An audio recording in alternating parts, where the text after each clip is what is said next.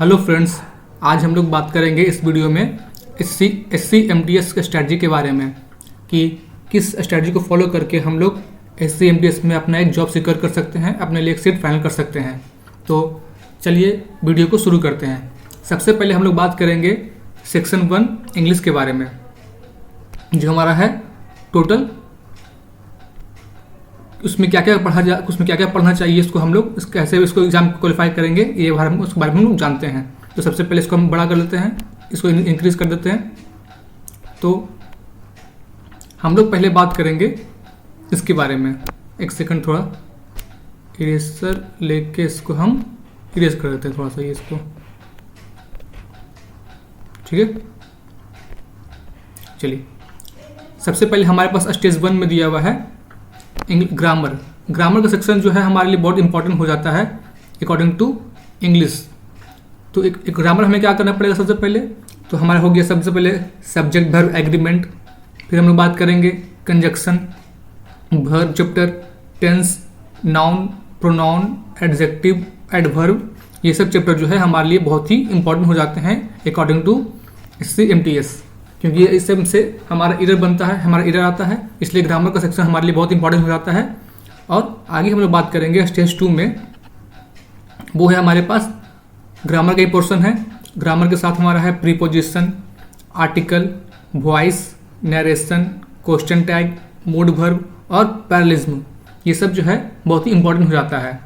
आगे हम लोग चलते हैं, ग्रामर के अलावा हमारे SC एग्जाम में जो है, MTS एग्जाम में जो है और भी बहुत सा सेक्शन पूछा जाता है। वो कौन कौन सा है, तो वो हो गया हमारा क्लोज टेस्ट, जो सीधे 5 नंबर का आता है। क्लोज टेस्ट हमारे एग्जाम में, MTS के एग्जाम में सीधे 5 नंबर का आता है, ये आपको डायरेक्ट 5 नंबर दिला के जाएगा। फिर साथ में हमारा आता है कॉम्प्रीहेंशन भी जो है, या तो क्लोज टेस्ट आएगा आपके एग्जाम में या फिर कॉम्प्रीहेंशन ही आएगा, दोनों में से एक आएगा, दोनों साथ में नहीं आएंगे, ठीक है। या तो आएगा हमारा क्लोज टेस्ट आएगा या फिर हमारा कॉम्प्रीहेंशन आएगा। फिर हमारा पारा जंबल जो है वो 1 नंबर या फिर 2 नंबर का आता है, प्रोबेबली ये 2 नंबर का ही आता है, ये ध्यान रखिएगा। फिर आता है हमारे पास एरर, तो एरर के लिए क्या करना पड़ेगा, एरर के लिए अभी हम बताएं, यहाँ पे ग्रामर का सेक्शन देखना पड़ेगा आपको। ग्रामर में यही सब subject verb agreement, conjunction, verb, ये सब, नॉन प्रोनाउन, ये सब आपको देखना पड़ेगा। फिर हम चलते हैं आगे, अब हम बात करेंगे स्पेलिंग एरर के बारे में। ये भी हमारा जो है एग्जाम में 1 या 2 नंबर का आता है, ज़्यादातर चांस है कि ये 1 ही नंबर का आ सकता है, ज़्यादा इसमें दिक्कत नहीं होता है। फिर हम लोग बात करेंगे साइनो के बारे में, 2 से 3 नंबर का syno, anto, OWS, idiom phrase, phrasal verb, ये सब जो है हमारे एग्जाम के लिए, MTS एग्जाम के लिए बहुत ही इंपॉर्टेंट हो जाता है। जो कम से कम ये सब मिला के जो है ना हमारा 20 तो नहीं कर सकते हैं हम लोग, हम यहाँ पे कर सकते हैं, ये लगभग जो है 15 नंबर का आ सकता है ये सब क्वेश्चन। ये सब मिलाकर जो है 15 नंबर का, 15 मार्क्स का ये सब क्वेश्चन आते हैं। 15 मार्क्स का, 15 प्लस मार्क्स इसमें कर सकते हैं, ठीक है। एक सेकंड, थोड़ा सा इसको हम इरेज कर देते हैं पहले, इरेज पूरा। ये सब मिलाकर जो है हमारे पास 15 मार्क्स का आ सकते हैं। अब इसे हम करें कहाँ से, तो यहाँ पे हमारे पास क्या है, पूरा वीडियो है सोर्स से कि कहाँ हम लोग इसको कर सकते हैं। तो ग्रामर के पार्ट के लिए हम लोग क्या कर सकते हैं, वोकैब के लिए हम लोग क्या कर सकते हैं, ब्लैक बुक का यूज़ कर सकते हैं, क्योंकि ज़्यादातर चांस है ब्लैक बुक से ही हमारे पास क्या आता है, हमारा OWS हो जाएगा, साइनो एंटो हो जाएगा, इडियम फ्रेज हो जाएगा, फ्रेजल वर्ब हो जाएगा, ये सब हमारा ब्लैक बुक से ही हो जाएगा। अगर जिसके पास ब्लैक बुक नहीं है उसके पास समुद्र मंथन होगा, समुद्र मंथन से भी हम लोग अपलोड कर सकते हैं, OWS, black book, syno anto, idiom phrase, ये सब वगैरह। आगे अगर हम लोग बात करें ग्रामर के बारे में, तो ग्रामर के लिए सबसे अच्छी बुक है नीतू मैम की वॉल्यूम 1 बुक ग्रामर के लिए। इसके अलावा और कोई बुक भी हमारे लिए कोई भी जरूरी नहीं है। अगर हमें करना पड़ेगा पैराजमल के बारे में सोचते हैं, तो पैराजमल के लिए हमें क्या करना पड़ेगा, उसके लिए हम लोग मॉक टेस्ट से ही हम लोग ये प्रैक्टिस करते करते ही हम लोग क्या करते हैं, इसको सीखते हैं। इससे हम क्या करते हैं, पैराजमल को सीखते हैं मॉक टेस्ट से, क्लोज टेस्ट हमारा इससे क्लियर हो जाएगा और कॉम्प्रिहेंशन भी हमारे इससे क्लियर हो जाएगा, ठीक है। किससे, वो भी मॉक टेस्ट से। मॉक टेस्ट के लिए सबसे अच्छा प्लेटफॉर्म आपके लिए हो जाएगा हमारे पास टेक्स्ट बुक से जो है आप लोग अच्छे से इसको सीख सकते हैं, खासकर पैराजमल को और खासकर कॉम्प्रिहेंशन और क्लोज टेस्ट के पार्ट को टेक्स्ट बुक से, ठीक है।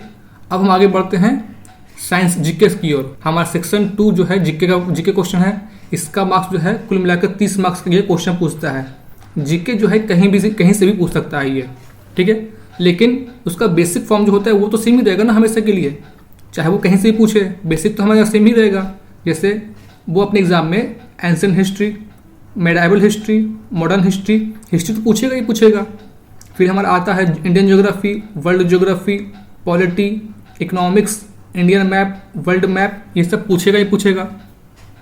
फिर हम लोग चलते हैं जीएस के सेक्शन में।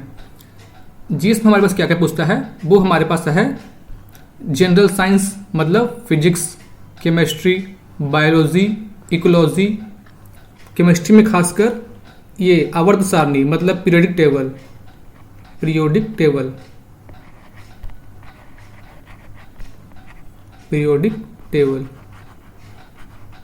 बायोलॉजी में खासकर हमारे पास क्या, ये हमारा हो जाएगा बीमारी का नाम मतलब कि डिजीज,